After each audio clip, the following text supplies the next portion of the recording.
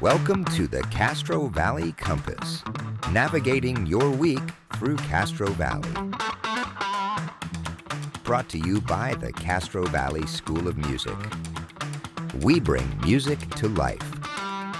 For information about private and group music lessons, call 510-397-0721 or visit us at cvsom.com.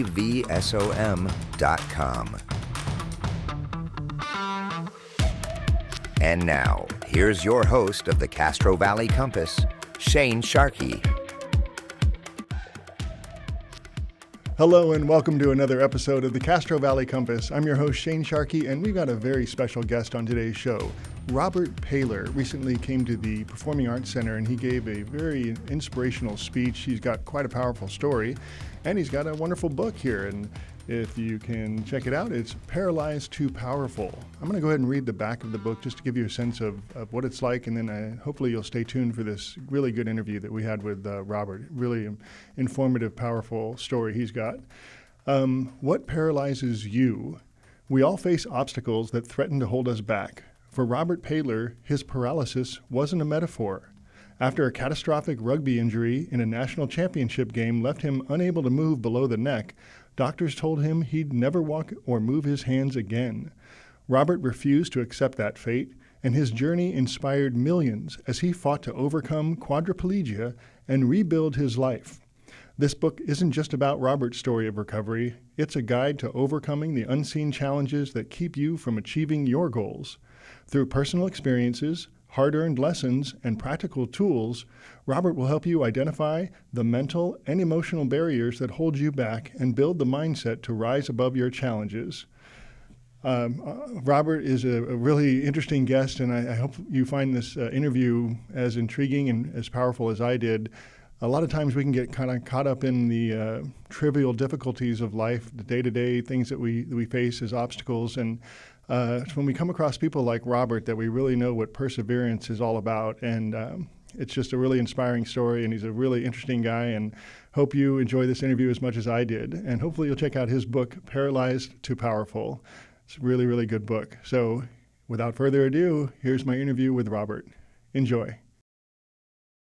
All right. Well, thank you, Robert. I appreciate you joining me on the podcast today. It's usually we have people that are living in Castro Valley, but you just came through Castro Valley with your book tour, I imagine. Is that what you call it? Yeah, that's right. No, thanks for having me. I was over there at the, was it the Performing Arts Center? It was over at Castro Valley High, wherever their theater is. And it was awesome. Definitely a beautiful place. Yeah. So, I appreciate you taking time to join us. And you've got a really powerful story and an incredible book. I'd love to go over some of that with you. Before we get into your accident and everything, I just wanted to get a sense of what was life like before? You were a rugby player at Cal, is that right?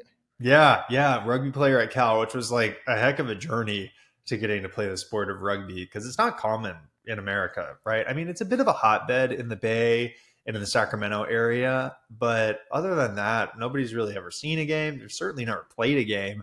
Right. And I grew up as an athlete. Over here, I was playing football, basketball, baseball, like the traditional American sports. And I remember there was one of my friend's moms went over to New Zealand and she saw a rugby match over there while she was in New Zealand. And she describes how this player had lost his mouth guard and he went into contact and he bit through his lip, like his teeth were sticking out of his lip. This is my first exposure to rugby. And I'm like, that's crazy. I will never play that game. That's for lunatics.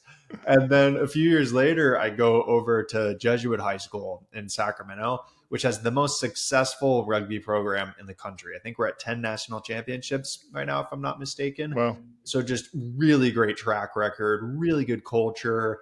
And I had a knack for contact. I liked hitting people and I was good at it. So my buddies who are all on the team are like, Robert, you got to try this game. I mean, it's continuous and there's the contact and we're bringing in some hardware and it's also a really natural pipeline to go play for Cal, which is the number one collegiate program in the nation. So I took that leap of faith and I just fell in love with it. And I got MVP my first year playing. We won a national championship that year when I was on the JV team, and then won runner up for best in the nation the next 2 years after that. Like, real bummer being runner up in the nation, kind of thing, you Right. know? And, but I just fell in love with this game, and then eventually got my shoulder tapped to go over and play for UC Berkeley, which is just an immense honor. To give the listeners who don't know a lot about the rugby world, just how dominant this program is. We've won 34 national championships Wow. in about 50 years of that tournament even having existed. But Cal Rugby is UC Berkeley's first varsity sport over at Cal. We've been playing since 1882. It's a really rich history. And if you want to be the best rugby player you can be, you go over to UC Berkeley. So I got recruited to go and compete for the university. So all my dreams were just happened for me in my life. That's great. Now, a lot of people, are really unfamiliar with the sport, and I was exposed to it just a little bit when I was younger, and part of my exposure included the fact that there are no pads involved. I mean, is that still the case? Is that still the case? I mean, you got just that thin piece of cloth of your jersey between you and another player, and then you got a mouth guard, you got your cleats, and that's it. I mean, it's no pads. And it's actually lent itself to having a bit more safety in the game too, which is kind of counterintuitive. You would think like that lack of padding would just increase the inherent risk and danger of the game. But in like my anecdotal experience of football, I had way more broken bones, concussions, stuff like that. You just kind of feel invincible in all that padding. So you see these guys just kind of torpedoing their body head down into someone, just not having fear that it's going to hurt them. But certainly over time with your noggin, it can do a lot of damage. So in rugby, we're taught to like tackle with your head behind a ball carrier rather than forward because your head's exposed. So if you tackle someone in front, you take a knee to the head, you're out. I mean, they're bringing out the smelling salts, trying to like wake you back up. So because you are exposed, they really stress technique quite a lot, and it lends itself to some safety in the sport. Like, don't get me wrong, there's injuries that happen in rugby a lot. It's a high injury sport because of its contact, but the lack of padding actually kind of helps you work on your technique more. interesting? So, did you play? Sounds like you played football as well. Yeah, that's right. Played football. Started when I was 10 years old.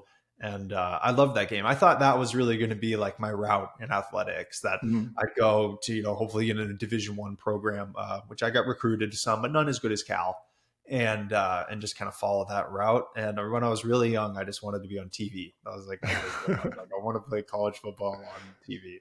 Yeah. Wow. Any other sports that you were involved in when you were younger? Yeah. Basketball and baseball. Okay. Sports. So I did really quite well in all of them. I write in the book of this moment, like when things really just switched for me when I was like 11, and I started just using the gifts I had. I'm 6'5", so I was always like the tallest kid in my class, and just like a bigger guy too, and was able to use that, but just translated that into all the sports I was doing. Even in school, I could just see like how if you give your all on the field or the court, whatever you're playing on, it really translates to everything that you're doing for the rest of your life. So that athlete's identity is very much still rooted in who I am. Wow. That's great. So let's talk a little bit about the injury itself. Like when that happened, it sounds like that was in a big game. National championship game. Yeah. So as big as they get. It was May 6th of 2017. Everyone's like got their days, right? That's my day. It's when everything changed. And I thought it was going to be the best day of my life. I'm waking up, I'm starting as a sophomore for the number one team in the nation. This was not an easy or common thing to do, to start for this program as a sophomore. And, not only that, but like I'm getting ready to go into the High School of Business. Like I'm at the number one public university in the world. Like things are really happening for me in my life. But I'm excited about this national championship, because when you're a national champion, you're not just like national champion for the day. You are a national champion for the rest of your life. I mean, this is a legacy moment. And I wanted that. These are the moments that you dream of as an athlete. And I just remember everything about that day. I remember waking up and getting dressed. I remember our pregame meeting. I remember getting on the bus, the locker room, the intensity of it all. And then we eventually get to the game. Now, really early on in this game, like a minute and a half in, we're competing in what's called a maul, which is when the big guys, we group up in a single unit and we start pushing to advance the ball. And the defense's job is come straight in. They try to stop us from moving forward. So very much a boiler room where the big guys thrive. Like I said, I'm a big guy, 6'5". At the time, I was about 245 pounds. Like, I was on this field to move people, moving bodies that don't want to get out of the way. And we're just 5 meters out from scoring. I'm like drooling on the field thinking, let's go, Rob, drive this thing in. And then as I do that, the opposing players started making illegal moves, but the referee's not calling it. So 3 players entered in from the side, which are all infractions in rugby. You can't do that, but the ref's not calling it. And then their number 8 comes in. He binds my head in a headlock. So he's kind of got my chin pinned down to my chest. Now, normally in rugby, that's an automatic yellow or red card. You do that, you're gone. But the ref's not calling it. So I think, like, as an athlete, there's only a couple different things you can do. And one is you can stand up, you throw your arms out to the side and say, hey, ref, what's going on? You going to call this thing? And number 2, you keep moving forward. And I chose the latter. So I keep my shoulder level down. I keep my legs pumping. But as I do that, another player comes in and he chops me down by my legs. So I start falling down. I can't get my head up. He's got his full weight torquing down on my head. So I remember I just kind of close my eyes. I grit my teeth for impact. And then I feel this god-awful crunch in my neck. And then just poof, pins and needles everywhere. I didn't lose consciousness for a single second, but totally paralyzed, completely numb. I'm screaming. The play is still going on around me. So I'm worried, okay, someone might fall on me right now. I had broken a lot of bones playing football, so I knew like how it felt to break a bone. And in the heat of the competition, it wasn't painful at all. It was almost like this blunt force, like numbing type sensation. And I had felt this in my neck as my forehead pressed against my chest, the nose to sternum. And I knew it was in my neck. And I know that when you break your neck and you can't move anything, it's really bad. Really bad. Your life has just forever changed. And in just seconds, I'm putting all this together where I broke my neck, I can't move anything, and I will probably never move anything ever again. And I just imagined this eventual future where I'm going to be put in a wheelchair and I'm going to probably be like faced out, to look out a window, and my mom's going to spoon feed me. And then one day she's going to die. And then I'm going to have a caregiver who just kind of keeps me alive for the rest of my life until this eventual reality where I just die alone. And I'm 20 years old on the field and all these thoughts are happening in my mind. And then I get stretchered off the field and I get rushed over to the hospital and the doctor kind of confirms it. And he says, Robert, your injury is bad, really bad. And the reality is you'll never walk again. You'll never move your hands. And we're going to do our best so that one day you can do something like pick up a piece of pizza and just bring it to your face. And if you can do that, you made it. If you can feed yourself, you beat all the odds. And then he recommends spinal fusion surgery to me. He says my best chance at stability and recovery, essentially permanently casting those vertebrae together that had broken in my spinal cord and replacing the disc in between the C5 and C6 vertebrae that had ruptured into my spinal cord. So he says this is my best chance at a recovery, but it's a potentially life-threatening surgery. There's a lot of important real estate right here where they operate on your spinal cord. They move the esophagus over so that they can start operating from the front. And my body was already freaking out. I had a 103-degree fever running. I peaked up to 105 at one point when I was in the MRI machine. My body was disconnected. My brain was disconnected from the rest of my body, and I didn't know how to react. So there was some inherent risk that went into the surgery, but it's my best chance of recovery. And he told me I had 1 hour to make a choice.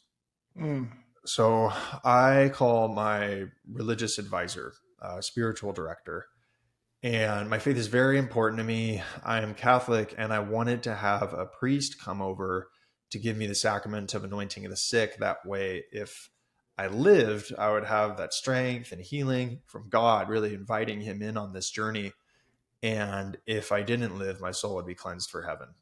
Like in Catholicism, sacrament of anointing of the healing of the sick is that's like your last rites. And so I asked him to bring in a priest, and he says he will. which he did, but he gives me this piece of advice that's just like carried me ever since. It gave me so much power in a powerless situation. And he said, Robert, throughout this journey, there's going to be a lot of things that you just can't control. But the one thing you always have control over is your mindset. So your positivity, your ambition, your willingness to wake up every day and fight this is up to you. And this injury can't take that away from you. And it gave me something, because in that moment, I didn't have a lot. I didn't have the odds on my side or statistics. I didn't have some doctor saying that things are going to be okay. I didn't have signs of life showing back up in my body. But I had this decision to keep moving forward, to take this on and give everything that I had. And I knew in that moment I wouldn't have any regrets and I wouldn't quit. So I decided to go into that surgery. And the priest came over. We said our prayers. I said goodbye to my family. I get rolled into that operating room. They put the gas mask on me and say, okay, start counting down from 100. I think I got to like 98 or 97. I'm out. And that concluded the day for me. Wow. What was the first thing you remember waking up? So I was hoping that when I woke up, I would just be like, hey, we just found like this little like kink in your cord. And, I'm just like, oh, that's awesome. I'm kind of like, I'm stretching out, I'm wiggling my legs. And this guy, like, yeah, you feel free to walk out, like leave a tip in the tip jar when you're on your way out. And I was wrong. It was real. This injury was very real. It was severe. So I'm just bleary eyed, super groggy from the anesthesia, but, totally numb. At this point, I can probably lift my arms a few inches off the bed, but like I couldn't itch my nose or do something like that. That was too dynamic for me at that point. And it's just when the fight of my life began. I mean, I got pneumonia just a couple days after my injury, which is dangerous for anybody, right? But was really dangerous for me because I couldn't cough. My diaphragm was mostly paralyzed. So we would have respiratory therapists, nurses, even my mom really slamming down on my chest until we generated some force, because on my own power, I couldn't clear my lungs. So they had to help me do that. And I couldn't eat anything either. I couldn't swallow. If I tried to swallow, the flap that covers your windpipe when you swallow was getting stuck, and all that swelling and the trauma to my neck. So if I tried to swallow something, it just goes straight into my lung. And then this problem, me not being able to cough, made it even worse. So we had to put a tube that went up my nose and into my stomach. I don't know if you ever did one of those COVID tests where it's like tickling your brain kind of thing. Oh, yeah. It's like that times 100, right? Getting all the way down there. And I broke my nose so many times playing rugby that it wasn't a straight shot up there. So they're just jamming this thing into the walls of the insides of my nose and my passageway. And I mean, I'm just like laying back, tears in my eyes, blood coming down my throat, just wincing for like an hour plus at a time of this process, but very much like control your mindset. If you don't eat, you will die. Add of that on top of just the nurses and doctors that were coming into my room like a revolving door. I mean, every 3 hours I'd have to do a breathing treatment where I'd breathe in some fumes that would help loosen the mucus off the walls of my lungs. Then they start slamming down on my chest. Be anywhere from a half-hour session would be the quickest, even sometimes 3 hours. Then they would just start the next one. Every 2 hours, a nurse would come in to rotate my body so I didn't get a bed sore. And every 1 hour, a nurse would come in to check my vital signs. I didn't sleep. I mean, I craved just getting like 20 minutes to doze off. But then at the same time, I was also scared that if I did fall asleep, I wouldn't wake up, that I would have a coughing fit and I wouldn't be aware. I wouldn't be able to signal anybody, and I just wouldn't open my eyes again. So it really felt like death was with me in that room, just waiting for me to quit. But I stayed on it and I had a lot of support. But that control your mindset piece just like kept coming back to me. This is dark. This is the hardest thing I've ever done. But I still have that ability to keep moving forward. I never lost sight of that. How long were you in the hospital? So I was at that hospital in Santa Clara for about 3.5 weeks. And then they reported me over to Craig Hospital in Denver, Colorado. And I was there inpatient for probably about another 3 months. But then I spent another Oh, 6 months there doing outpatient therapy. And that's where things really changed, which should probably go into. Yeah, yeah, definitely. This is a pretty intense story. What Yeah. was the? I'm curious. At what point did things start to turn for you? I mean, was there a specific day, or did it just take so long? It was just incremental. Yeah. So in some ways it was incremental, but I remember this big moment. So at first it started with me being able to twitch a toe, and that happened on Father's Day Oh in wow. 2017. And I would go through like this mental inventory of trying to move all my muscles, starting from right at like my shoulder levels, being able to shrug my shoulders and then work all the way down. Most of them I couldn't move, but I would try to anyways. I really try to visualize it. And I was on my toes on that Father's Day. And I look down and like it's wiggling. Not a lot. It's just like a flicker, but it's something. Oh. And I'm like crying like a baby. I'm calling everybody to watch me wiggle these nasty yellowed out, looking toes. But this is where it got really amazing at Craig Hospital.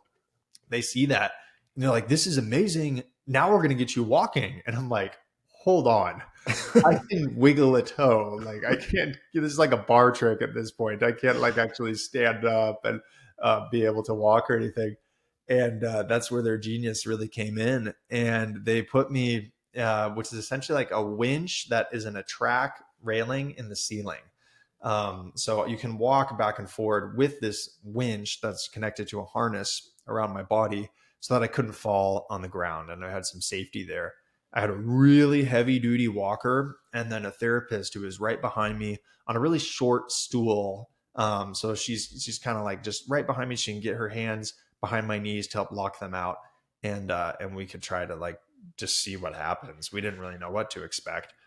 And we're sort of standing there just seeing like if this extra like nervous system input might help get some things firing of being in that standing position and weight bearing. And she's like, "Okay, Rob, like try to move your right leg forward." And I am like gritting my teeth, like wincing, like, I mean, everything I have, like max rep effort. And that right knee like pops, it goes forward. Oh. Whoa. We're thinking, and it's like, "Okay, plant that right leg down." And I'm like doing everything I can to like get this thing straight. She's like, "All right, left leg, bring it forward." And I'm same max effort. I mean, everything I have, leg goes, repeat, repeat, repeat. It took me 2 hours to go about 50 yards in that hospital. And I'm just like, I'm screaming. Everyone's looking at me. I'm sweating like crazy. But it, like things were changing. This was happening. And I remember I went back to my hospital room later on. I just wept because I Hmm. had thought and prayed for this moment for so long, just for the chance to be able to walk again. And it was happening. That was a big turning point for me. Wow, I can imagine it. So, could you feel more after that? Like, were there connections being reestablished? Yeah, my feeling was like pretty well, and it's kind of, I don't know, sort of annoying. When my injury happened, my sensory function has recovered way faster and way more thorough than my motor function. It's just the way that my spinal cord was damaged. Of course, there's different pathways that handle sensory versus motor function. And so for me, my feeling is pretty good, and even at that time was quite good. Like hot's not as hot, cold's not as cold, and pain's not as painful, but it's still there. And there's like just deep pressure sensation. If you can imagine like having like a needle poked against your skin, you might not feel that because it's not very deep pressure. But if you just poke your finger into your leg, like that's more of a deep pressure going into your body more. Hmm. So that's really perfectly intact. So, but it's like that motor function that I've really always been working a lot harder to get back. So with these things become really relative, and anything you can get relatively is a good thing. Sure. How much would you say of those beginning stages were mental or highly mental as opposed to the physical? Gosh, I mean, I think it always comes down to the mental, to be completely honest. Like if you don't have just that inner drive to get up and get after it, then you're not going to really be able to work at the physical at all. And I mean, I think so much of what helped me was that background as an athlete, where I was just used to doing really hard things. and getting up early and just pushing, like finding what I think is my upper limit and then just go like a little bit further, just like push that little bit. I was used to that. I was trained in that.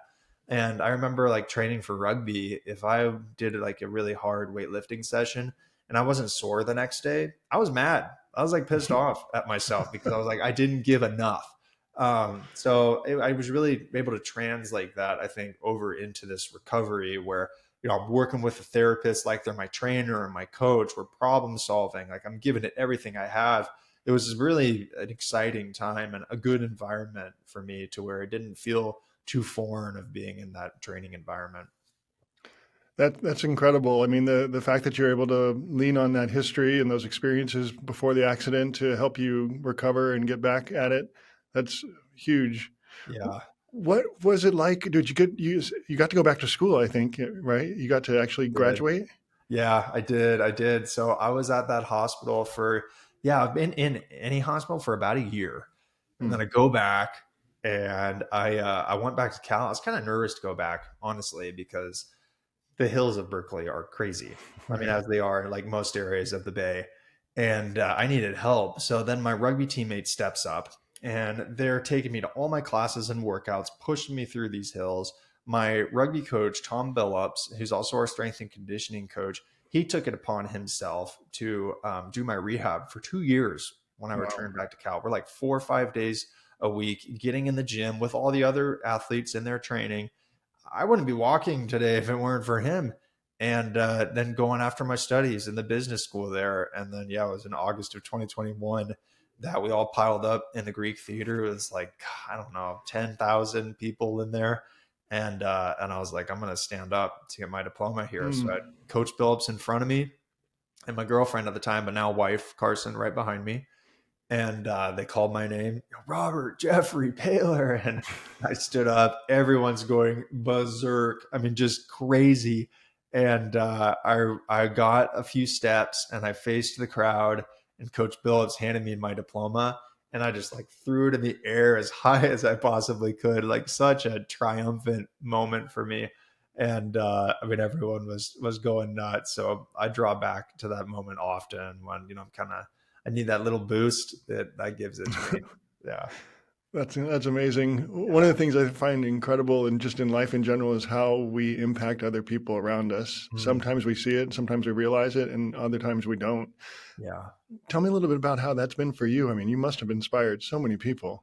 It's been the meaning of my life now. It's my purpose. And I needed to find that purpose because before my injury, rugby was my purpose.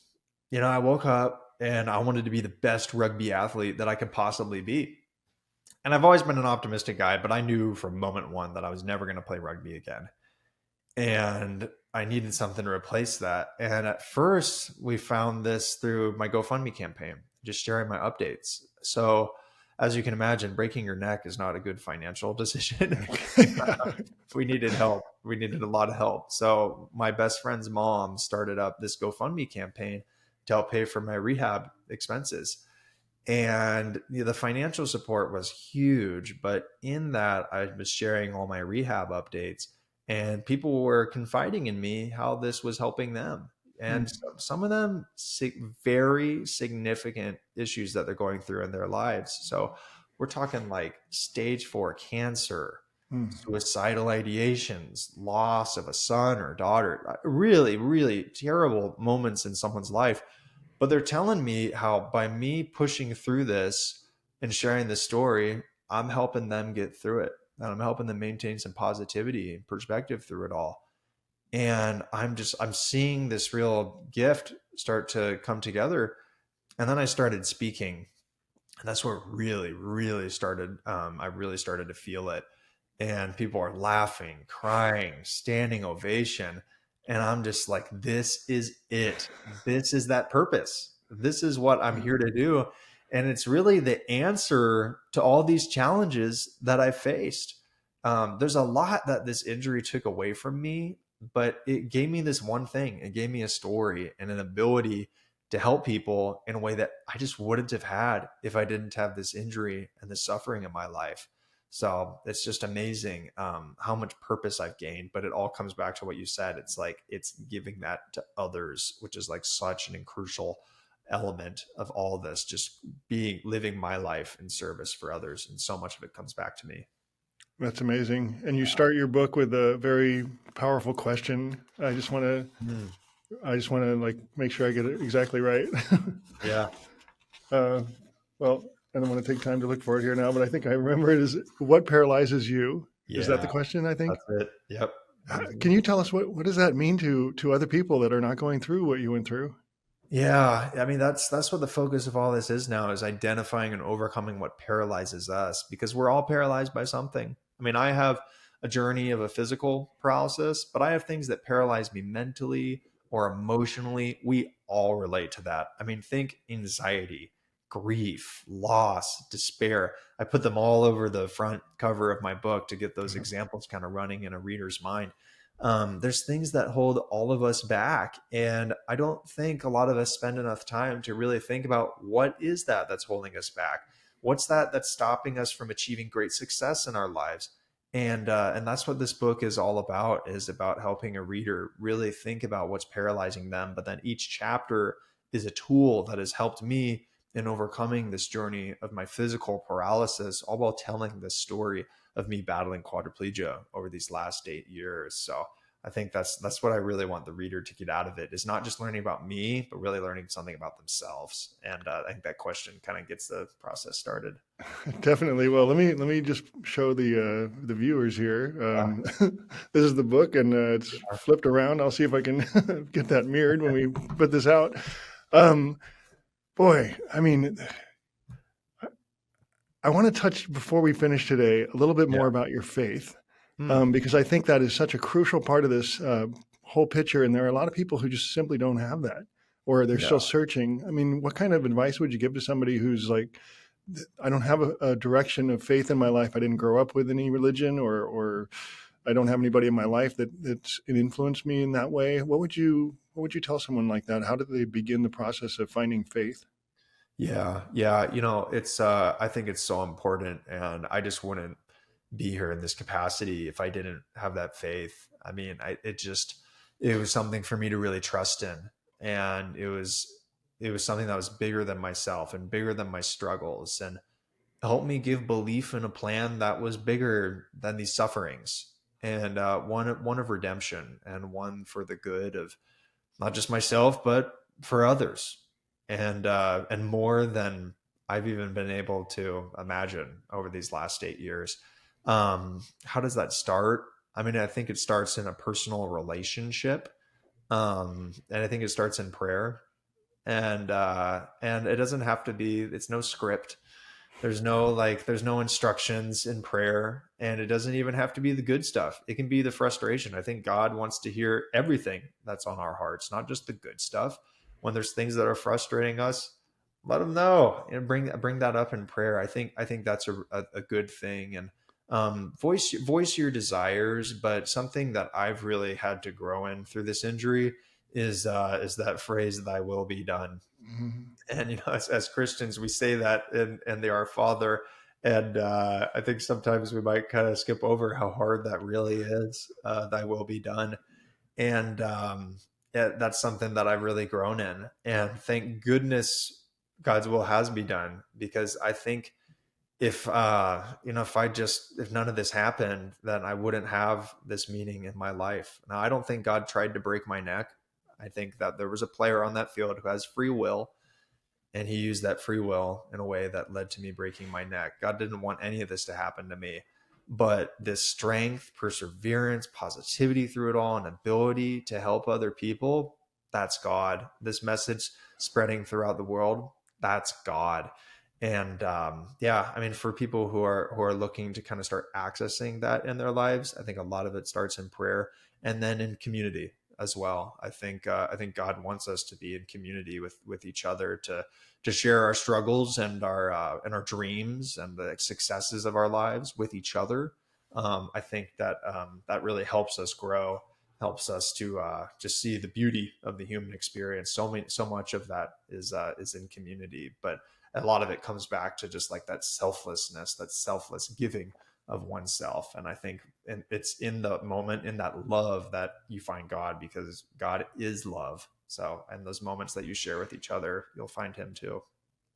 And one of the things I think that's super crucial about the community aspect of it is you really do find out that you're not alone. I Yes. mean, whether it's somebody suffering with the same thing you are, or somebody that's, on a different level, but you find out that you're all in this together. Mm-hmm. Yeah, you do. You do. And even throughout that, I mean, another thing I really had to learn is just even those moments when there weren't other people around me, that I was also never alone. Mhm. And the Footprints poem really Yeah. like brought me back to that. For those who don't know it, it's I'll paraphrase it, but essentially a person is going through sort of a recollection of their life. And as they're walking along the beach, and they're seeing scenes of their life come in front of them. And it's during the good moments of their life that there's two sets of footprints in the sand. And then on the difficult moments of their life that there's only one set of footprints. So this person says, why, God, when during the most trying moments of my life, was there only one set of footprints in the sand? Why did you leave me alone? Why did you abandon me? And then God says to him, it was in those moments, my child, that I carried you. And I certainly felt that in those moments that I haven't been able to get up and I haven't been able to go forward, God has carried me through all of it. I mean, when I say I wouldn't be here without him, it's true. I really would not. And I think that should give us some sort of peace in our life, knowing that we're not alone. We've made it through 100% of our hard days. And I think we're going to continue to, because there's someone out there looking out for us. Wow, that's so powerful. Now, what does the future hold for you? What do you got going on right now? Oh my gosh, the future's so exciting. So from just that physical perspective, I mean, things have just progressed immensely. I mean, for anybody who can see the video, I'm talking like an Italian here, moving my hands just everywhere. It's amazing. I've had almost a full recovery in my upper body. Wow. I can walk 500 yards in my walker now, which is just an absolute miracle. So I keep staying on it. And I post videos every day. I'm working out on Instagram and Facebook of me just keeping after it. So I will never give up on this endeavor. And that's from that physical perspective. From a career perspective, it's going all in on sharing this story and helping others overcome what paralyzes them. So that's in speaking. That's in this book that came out, Paralyzed to Powerful. Audiobooks coming out very soon as well. So just really, really exciting stuff. I love, and I find it crazy to even call it work because it's just so enjoyable. So I'm so happy that I found this in my life. And then, yeah, I mean, I got married in November of 2023. So just love of the married life. My wife is so much cooler than me. I'm so lucky. I'm so lucky. So yeah, just, kind of just loving every second of this life that I've been given. And who knows what's coming in the future, but I think it's all going to be very good. That's great. Now, how does someone follow you if they want to hop on your social media? Is there a specific link or handle that you can give us? Yeah. So I'm on all the big ones: Facebook, Instagram, X, LinkedIn, TikTok. Just look up Robert Paylor is my suggestion. There's not a lot of Paylors out there, so Okay. I kind of got a monopoly on that name, Robert Paylor. But like I said, I try to post those daily videos of me working out. And just kind of that little reminder, and I post the day counter for it too. So I want to say today is day 2,936 since my injury. So just kind of like letting those days add up, like using those days very intentionally. And that's a message that I want to share and kind of give a little boost of positivity in what can sometimes be a negative environment in social media. So on there. And then of course the book, it's on Amazon. Is where I recommend, but the book can be found everywhere, and the audiobook as well, which I narrated myself. So I'm really That's cool about that. Yeah. Nice. And so just to remind folks, Paralyzed to Powerful, Lessons from a Quadriplegic's Journey. That's the name of the book. Yeah. Definitely want to send people to get that. And I definitely will look forward to the audio version. I'm a big audio guy, as you might imagine. Yeah. Now, I have one question that has sort of been burning to ask you is, what about the rugby player who injured you? Have you met with him again, or have you guys had any contact? Yeah, we have not. And that was really difficult for me, especially in the beginning there. Because what happened to me it was completely illegal. You cannot wrench someone to the ground by their neck and render them a quadriplegic. And when I started seeing pictures and videos of it all happening, which just happened a couple days after the injury, I was just filled with a rage like I can't even describe. I mean, I was sitting in this hospital bed, can't move anything, can't feed myself, scratch my nose, go to the bathroom. And we weren't certain if it was going to get any better or if I was even going to survive this. And this all happened not because I was doing something stupid, Right. but because of the actions of another person as I was really looking to achieve greatness in my life. And yeah, he's never reached out and he's never said he's sorry. And that was another big faith moment for me where I've always been taught to forgive others regardless of what they do and regardless of how bad I feel. And it was just the ultimate test for me. So I decided right away to forgive this person and just say that I forgave this person, even if I don't feel it internally. And it was a total fake it till you make it kind of thing. I bet. Yeah. Which honestly, I think is how forgiveness is supposed to work.